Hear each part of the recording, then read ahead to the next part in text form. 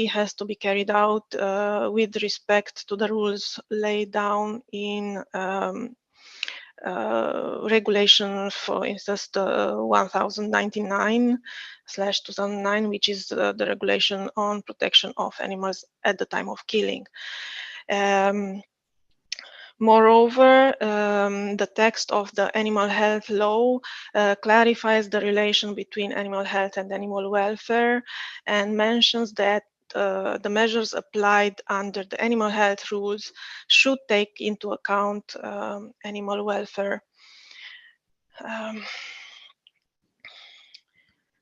Considering now that prevention is better than cure, animal health law introduced new elements focused on the prevention aspects. So it's really focused on a lot on prevention measures. It introduces clear responsibilities for different stakeholders regarding preventive measures, and then the measures required for prevention and control of animal diseases were developed following a risk-based approach, starting from prioritizing and categorizing animal diseases in functions of the potential seriousness of their impact on public or animal health, on the economy, and or on the environment. And different preventive elements are regulated within the animal health law framework based on the risk represented by the different disease categories. Here I mention biosecurity, which has to be followed by different stakeholders, surveillance of diseases and of pathogens, the need for the operators to have knowledge on animal health, measures on the use of vaccines or other veterinary medicinal products, or also rules on antimicrobial resistant pathogens.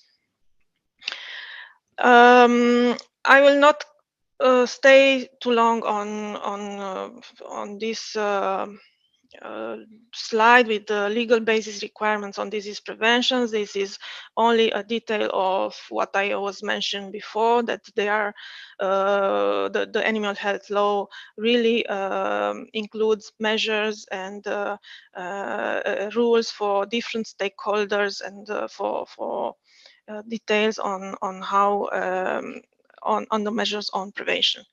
So there are rules for operators, for the veterinarians, for the member states, and also for the laboratories for animal health in the animal health field. Again, in case this is a slide with special preventive measures that can be taken or have to be taken to avoid introduction and spread of highly pathogenic avian influenza virus to poultry. So again, the first level of measures, it is indeed, of course, in the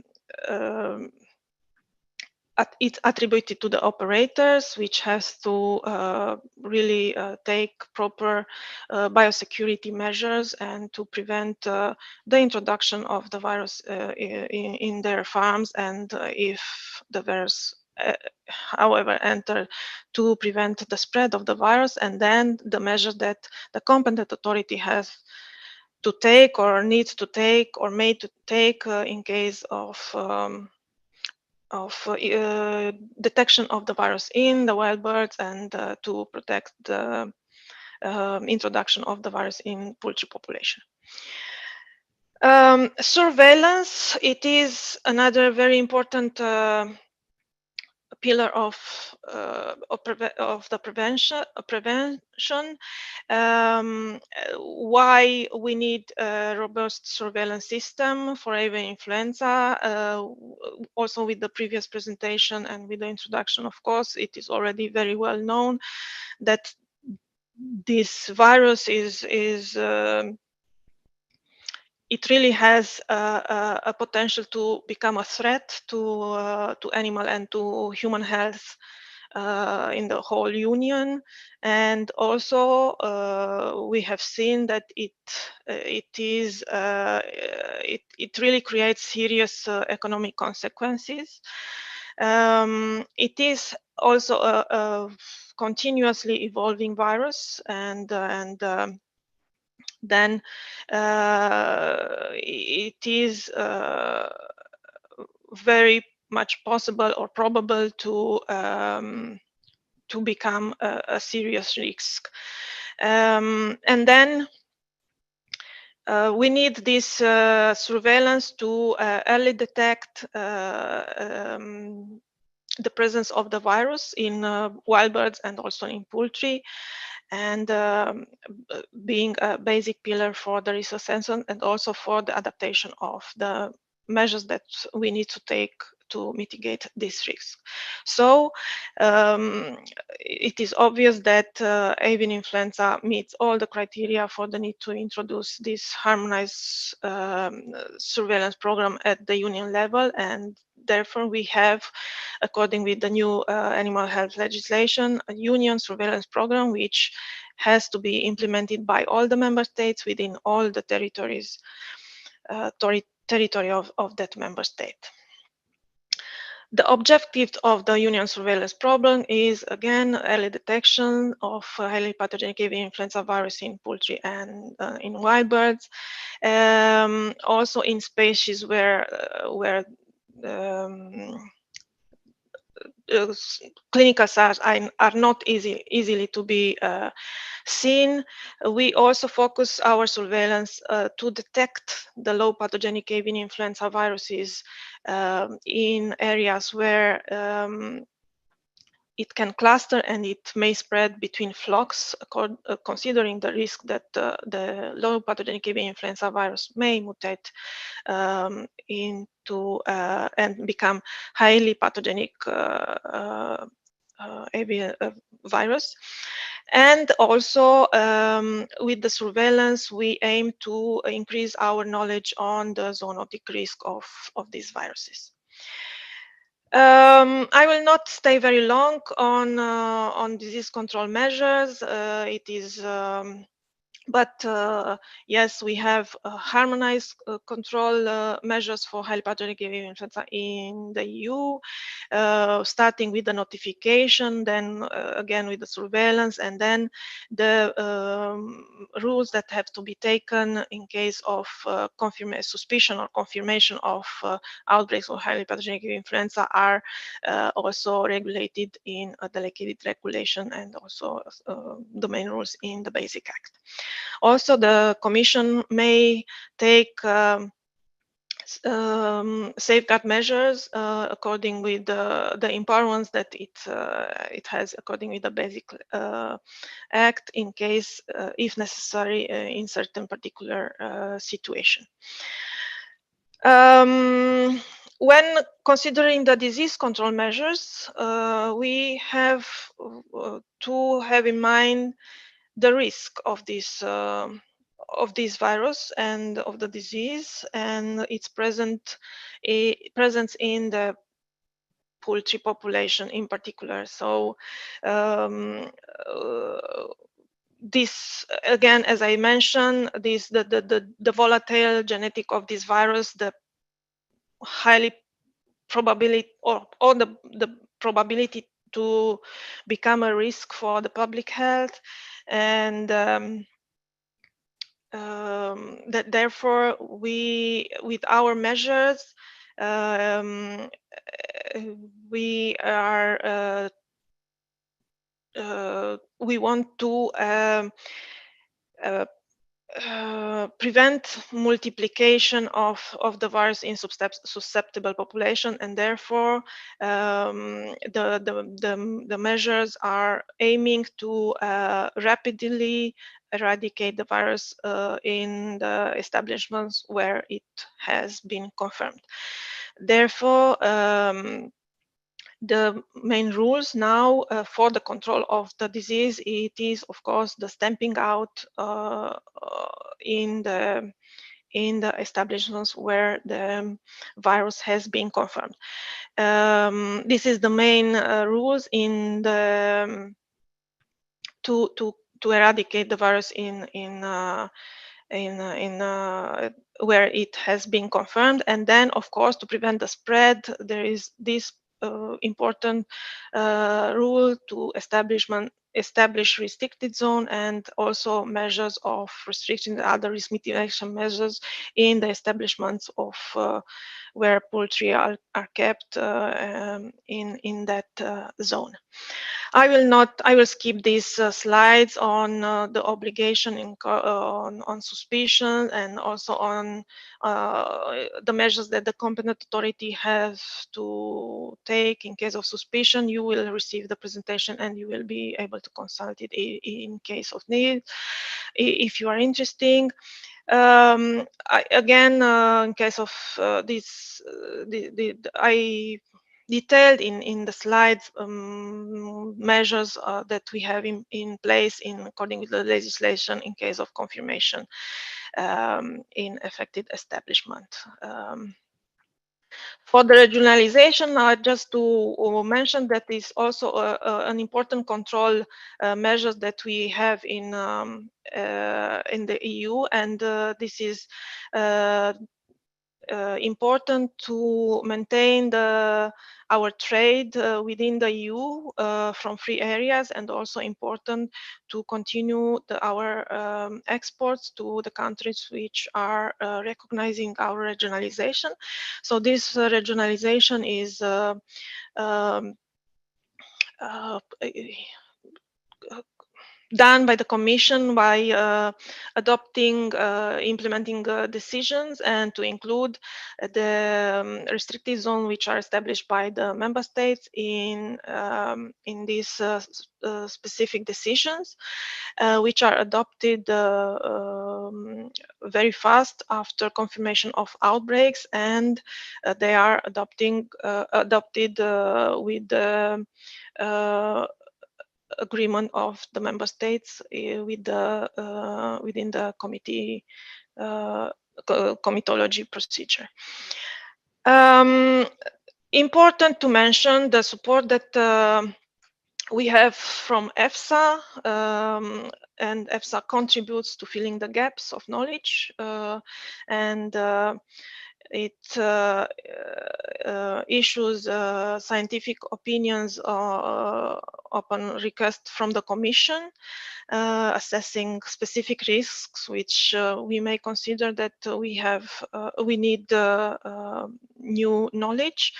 It also helps and gathers and analyze the epidemiological and surveillance data from the member states, and issues reports on the epidemiological situation in EU and worldwide, and on the results of surveillance programs.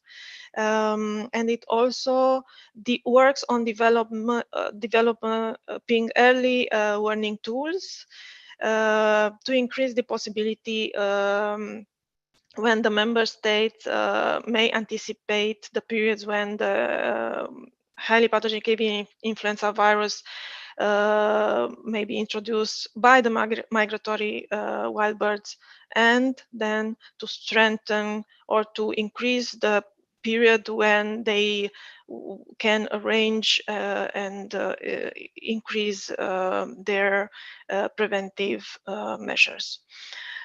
European Union Reference Laboratory is also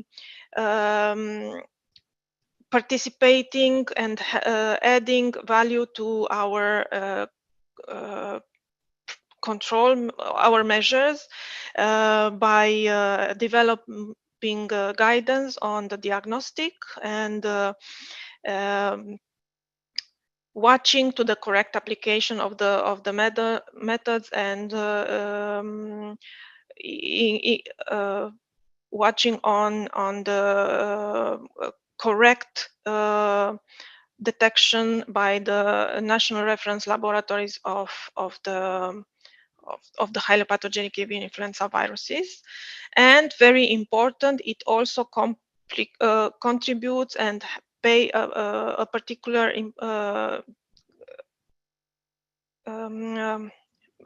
has a particular important role in assessing the genetic evolution of the viruses, and to raise awareness, or when this virus has turned into a strain that may represent a risk for public health. In animal health law, I have mentioned, we also have possibilities. I will finish very quickly. Okay, I just have only 2 slides. We have possibilities to adopt rules in case of emerging risk, and in case of zoonotic strains, and as future initiatives. The Commission has in work rules for vaccination, for using of the vaccines, which are now allowed according with the new animal health law. Therefore, the member states may use such possibility in case to strengthen their prevention and control measures in case of need for their particular circumstances. And the areas which are covered by the future rules for vaccination, in particular for highly pathogenic avian influenza, are covering the strategies of vaccination, the type of vaccines to be used, of course, the risk mitigation measures and the restrictions, the reinforced surveillance to support disease-free status, and also the recovery period. And this is all. Sorry, I was maybe too long, but yeah, we have a lot to say about highly pathogenic influenza and the control and the job we are doing in EU with preventing and controlling this disease. Thank you for your attention. Thank you very much, Dr. Cohen. Indeed, it's quite impressive how many people work around here. You spoke about the EFSA, you spoke also about the European Reference Laboratory, and also the regulation that are applied in order to face this. But nevertheless, as we saw from Professor Kuken, with not such an efficiency as, if I may say so, as the numbers are still growing. So it's always the question how we should not question a little bit more this whole system of intensive farming. But I give the floor without losing any more time. And if you agree, dear colleagues, MEP, I will make ping pong also between the questions coming from the public. So I first give the floor to Francisco Guerrero, give then the floor to somebody of the public, and then come back to Anja Hazekamp, because I was a little bit, I found it not fair. I had in the last Animal Welfare Intergroup a lot of questions from the public, and we did not address one together. So if that's okay for you, I will switch a bit among the publics, if that is okay for everybody. So Francisco, you have the floor first. Please go ahead. Hello, thanks, Tilly. Thanks for the presentations. I have a question to Dr. Kukin. Regarding the Ukrainian war, we saw in our political sphere and also agri-industrial farming sector a huge push to intensify food production, well, we don't see a risk assessment of that intensifying food production in the animal sector, and so this brings a lot of risks, as you stated in your data. My question is, does this risk assessment take into contemplation these events like the Ukrainian war, that obviously we need to feed and to have a more diverse production of food, but regarding animal farming that is not very efficient way of producing protein. Does this risk assessment exist regarding these viruses, or we are just supposing to produce more animal foods and hoping that this will go well in the end? This is just my question. Thanks. Thank you very much. Thank you very much. So the assessment of the EFSA Standing Committee on Avian Influenza does not look at this effect of the war in the Ukraine. The general situation worldwide, however, is that there's agreement of the IPCC and also of IPBES, so United Nations organizations, that we should actually be reducing animal production in order to deal with general problems of the climate crisis and biodiversity loss. So if anything, we should be reducing the number of farm animals that we are producing, not increasing.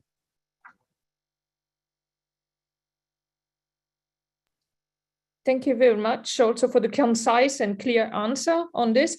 And as I said before, I will go ahead with a question from the public, from listening to us. So it's from Barbara Barbosa, and she says, thank you, of course. And what do you think on including gene editing tools in combination with vaccines to improve disease resistance in poultry? There is an interesting study published some days ago by Roslin Institute on the potential benefits to eradicate PRRS in pigs with a combination of both GE and vaccines. Thank you. So who wants to react on the question from Barbara? Professor Kuyukun, feel free. Okay, thank you. So that's a very good question.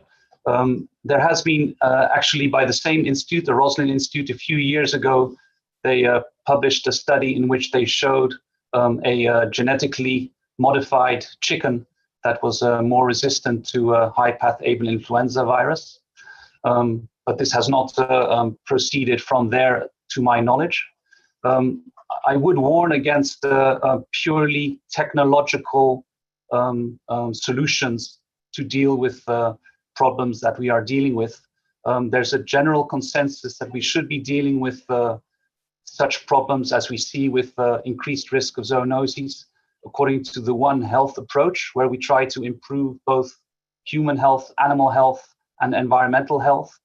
And we should really be looking to more general solutions, as was recommended in the expert group, in reducing the number of farms that are close together in these dense poultry production areas, and reducing the number of chickens per farm.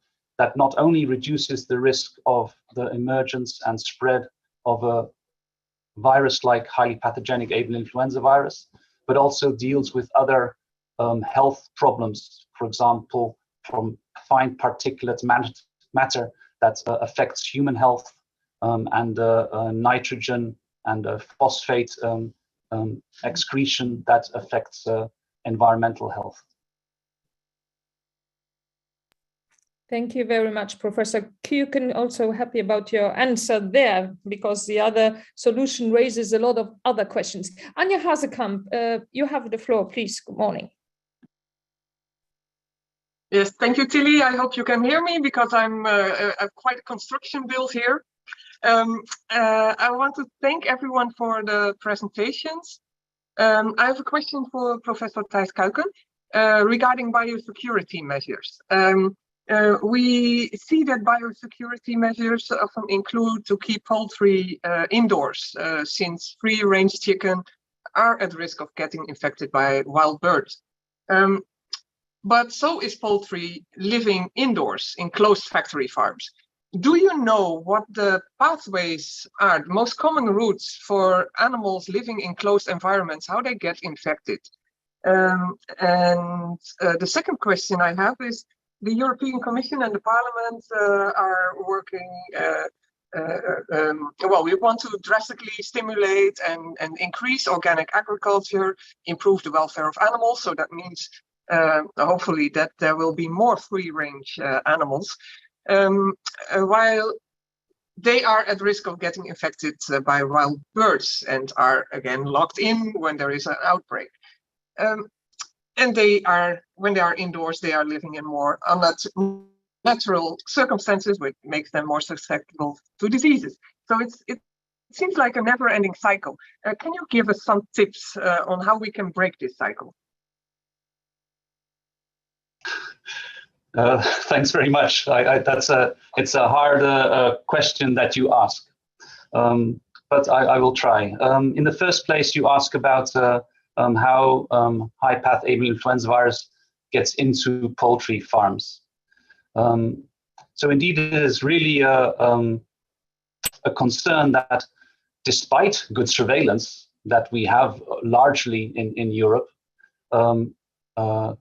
it doesn't help us to stop outbreaks from occurring on poultry farms, because we see that the virus is appearing in a geographical area. We carry out housing orders and advise farmers to improve their biosecurity system, and yet farms become infected. Even farms that traditionally were seen to be very biosecure, for example, poultry broiler operations, where in the standard setting, the animals are inside the whole period of time anyway. Even in these farms, the virus gets in. And the reason for this is probably because in the current situation, and I have to stress that this is a unique situation with this high-path avian influenza virus, that there's a very high environmental pressure, and that any small gap in biosecurity that maybe in past decades was not such a problem, now is a way in which the virus can get in. For example, via a leaking roof, via people walking in with not completely clean boots, via vehicles that go in and out.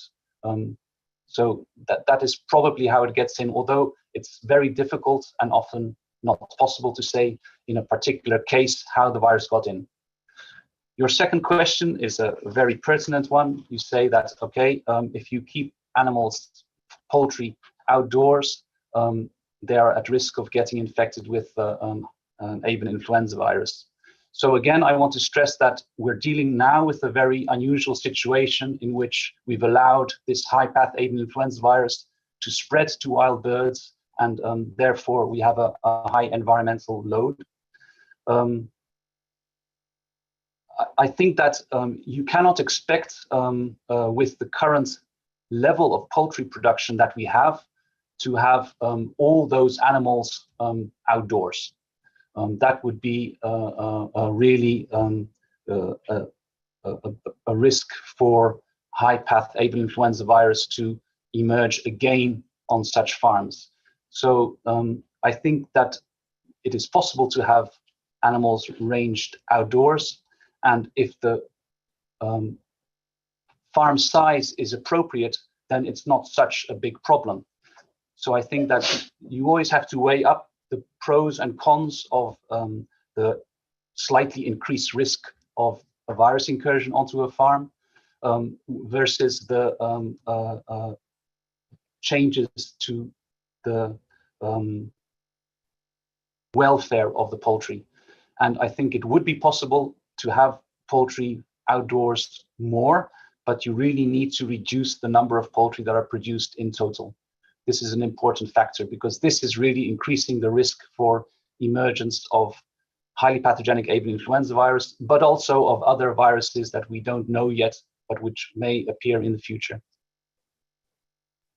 Thank you very much. And I'm always wondering, when are we going to listen to experts like you? What needs to happen more? I give the floor to Petras Austrevicius as the time is running, and then I come back to the question from the public. Thank you. I will be very short. To Professor Kuiken, since the bird flu disease is a very changing one. I mean, there are many mutations, since it involves, for example, migrating birds.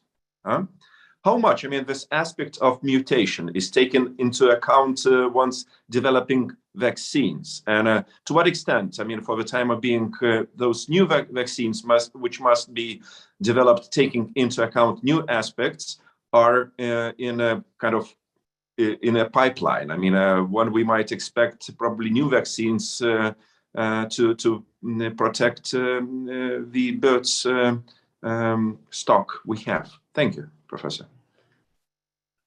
Thank you very much for your question, a very good one.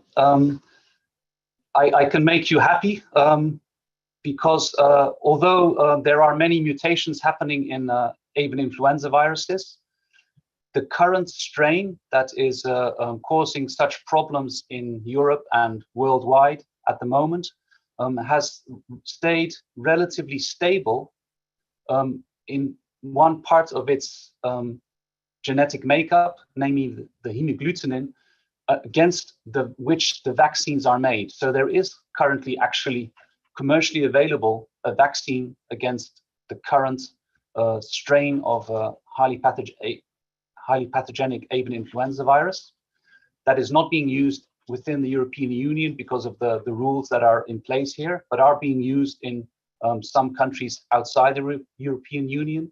And to my knowledge, about 2 billion poultry have already been vaccinated with this virus, with this vaccine. So there is a vaccine available, and at the moment it looks like the virus is remaining stable in this hemagglutinin. We do have to look into the future if we want to use vaccines, that we should be able to update vaccines every now and then, in the same way as seasonal human influenza vaccines are also being updated every year. Thank you. Thank you also to Petras. There were also questions from the public on the vaccine, but there was one question I would like to raise, because there were two people that were asking about, I tried to find it back, about within the farm to fork strategy, we call clearly for more organic production. So this is a question from Mark Den Hartog. Can Mr. Kuken tell something if there is a difference in risk from getting avian influenza between organic production and regular production? So it's really tackling the question, is not organic farming also one of the solutions? Okay, so if an organic farm has poultry walking outdoors and they're in a water bird rich area, then at the moment they are at high risk of getting infection in that farm. However, under the housing order, it's very interesting to see, or concerning to see, that actually often farms that are not organic and have this good biosecurity system, supposedly, are still becoming infected. So in this sense, there's not such a big difference at the moment between organic farms and the conventional farms. And also, once the virus gets into a conventional farm with a large poultry flock, the risk of spreading the virus is larger than in an organic farm with a small number of animals. The risk of spread is always much greater from a small farm.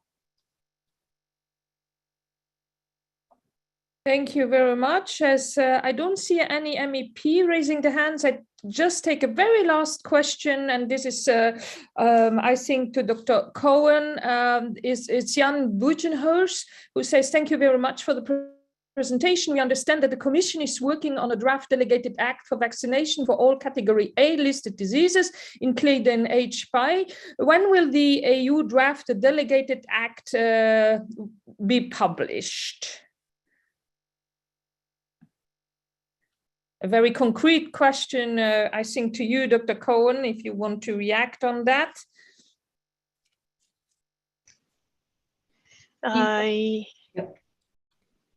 Yes, I just want to mention that. Thank you for the question, and I think that my colleague, Dr. Barbara Logar, will take this one to reply to it. Yes, thank you very much for the question. Indeed, my name is Barbara Logar. I'm Deputy Head of Unit in Unit Sante Animal Health. Well, the delegated act on the use of vaccines for disease control purposes is in the final stages of preparation. We had more than 7 expert group meetings on this act during past 2 years. It's a very challenging act that we have developed, and now is in the internal procedures before it will go then for public consultation, public feedback, and of course before the adoption by the Commission, which will be followed then by the submission of the adopted act to the Parliament and to Council. So taking all these procedural steps into account, we hope to have it published, to have it adopted certainly by the Commission this spring, in the following months, and the publication will follow after it passes the period of consultation with the Parliament and the Council. And if all goes well, we can have it published in this autumn. Thank you. Thank you very much to you, and I would really like to thank all the experts that for their presentation, and also all the MEP for their very good question, and all the public, more than 100 this morning that followed this presentation. I think at one moment we should also discuss in the Animal Welfare Intergroup more about strategic and what we really can do. For today, I really hope that they feel better armed and informed in order to discuss that with their colleagues on the level of the member states, but also at the European level. It's really something we should keep an eye on for animal welfare, but also having in mind the One Health concept, the consequences, of course, also for human health. So thank you very much to all of you, and I wish you a very nice day, and thank you again for this very interesting presentation. As I said in the beginning, those will be sent to you, to the members of the Animal Welfare Intergroup after this meeting. So have a nice day and see you. We have the next Animal Welfare Intergroup, the 7th of April, and then take it, save the date, please. Probably we're going to discuss there the strategic plans of the Common Agricultural Policy regarding the aspect of animal welfare, of course. I think it's a very important point now with the bigger flexibility to the member state to make a first analysis on that in our Animal Welfare Intergroup. So see you then, take care, and thanks a lot for having joined. Thank you, goodbye. Goodbye. Thank you, bye-bye. Thank you, bye-bye.